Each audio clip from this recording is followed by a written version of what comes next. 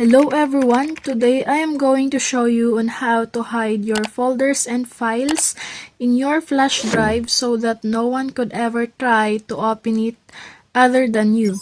Take note, this is different from simply going to properties and change its attributes to hidden because that can be easily unhidden by simply going to view and check on hidden items.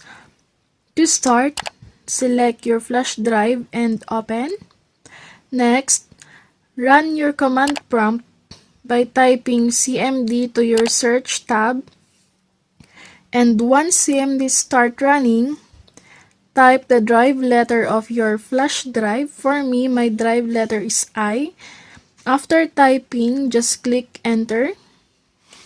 Start typing now the code. Attrib space the name of the file or folder space plus sign and the letter S and space plus sign then letter H and then click enter. Go back to your flash drive and check if the folder was hidden. To verify if it cannot be easily unhide, go to view and try to check hidden items if the folder will appear. So it's confirmed it did not appear, meaning it was totally hidden. So how are you going to view now the content of the folder? Just click in this area here and type the name of the folder.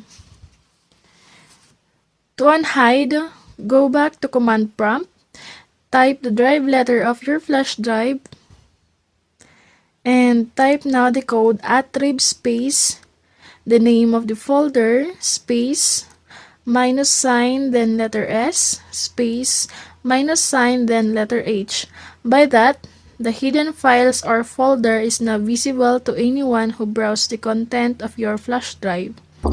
For more videos and tutorials, don't forget to subscribe and hit the notification bell so you don't miss anything.